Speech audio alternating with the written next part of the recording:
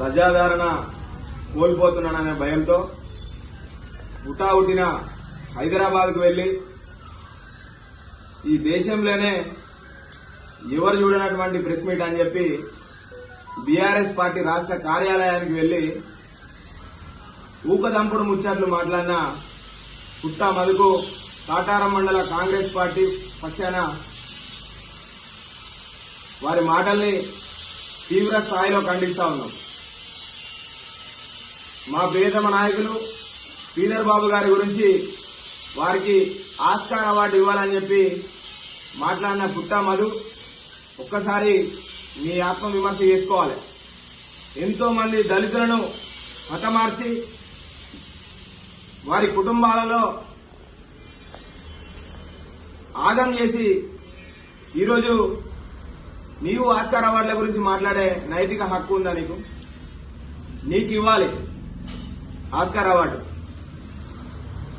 ఈ మంతరి నియోజకవర్గంలో 10 సంవత్సరాల బీఆర్ఎస్ పార్టీ కాలంలో మహాముత్తారం మండలంలో కవిరాజ్, మలహార్ మండలంలో రేవెల్లి రాజబాబు, మంతనిలో శీలం రంగయ్య, ఇటు కమాన్పూర్ మండలంలో రామగిరి మండలంలో గట్టు వామన్రావు దంపతులను హతమార్చి నువ్వు ఆస్కార్ అవార్డు గురించి మాట్లాడే పరిస్థితి ఉన్నదంటే ఈ రాష్ట్ర ప్రభుత్వమే తూవని ఊంచుతా ఉన్నది.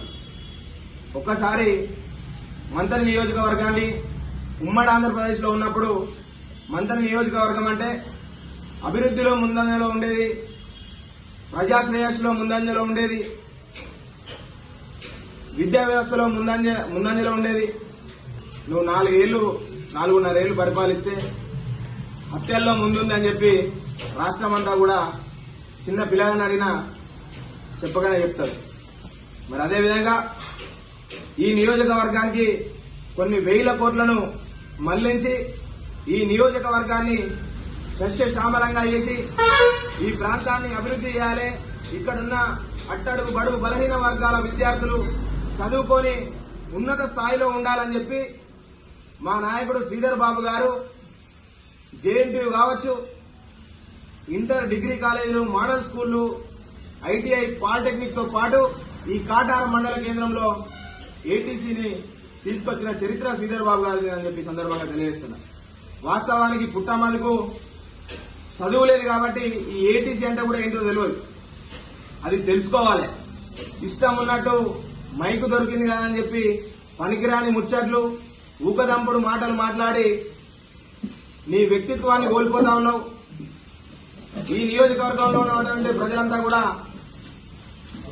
చాలా అవగాహన పరులు.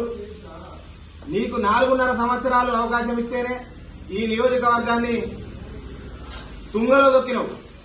నీ 4.5 సంవత్సర కాలంలో నువ్వు చేసిన అభివృద్ధి ఏందో నిన్న మాట్లాడినటువంటి ఇక్కడున్న నీ భజన భక్తులు ఒక్కసారి చెప్పాలి.